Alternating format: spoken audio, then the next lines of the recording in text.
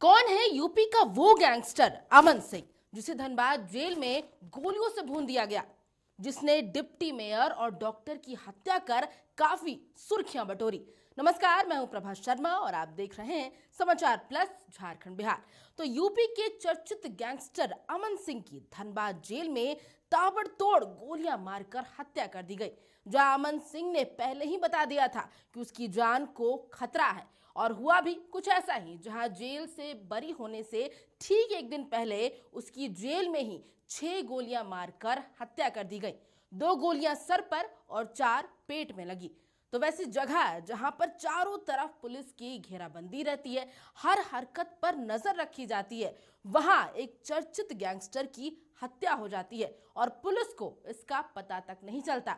और ये तब और हैरान कर देता है जब अमन सिंह खुद ये बात कई बार चिल्ला चिल्ला कर कह चुका हो कि उसकी जान को खतरा है।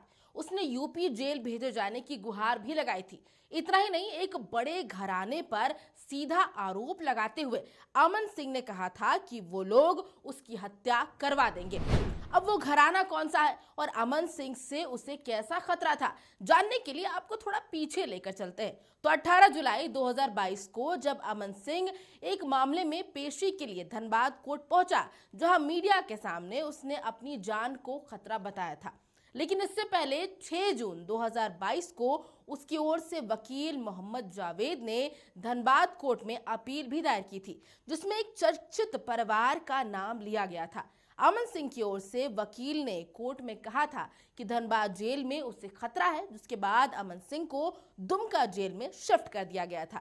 धनबाद जेल से दुमका जेल में शिफ्ट किए जाने के दौरान भी अमन सिंह ने फिर कहा था कि उसकी हत्या हो सकती है और उसका डर भी शायद सच ही साबित हुआ।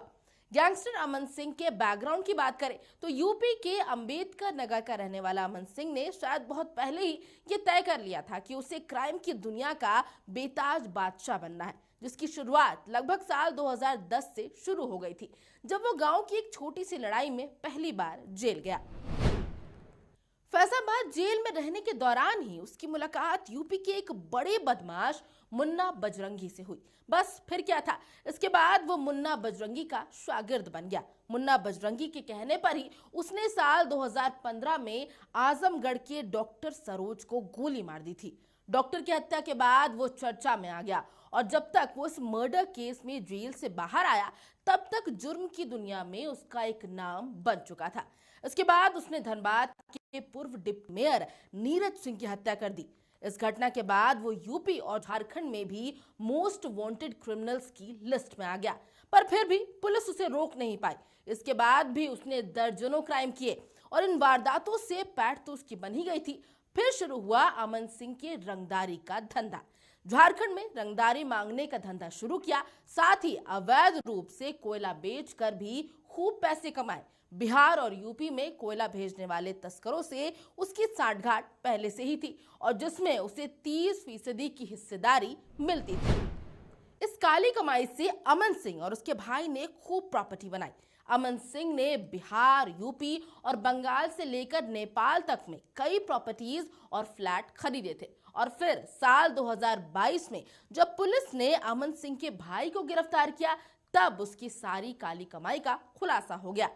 तो चलिए, अब सोचने की बारी आपकी है कि अमन सिंह के इस पूरे इतिहास और भूगोल में ऐसा कौन हो सकता है जिसने उसे जान से मारकर अपना रास्ता साफ कर लिया। नमस्कार।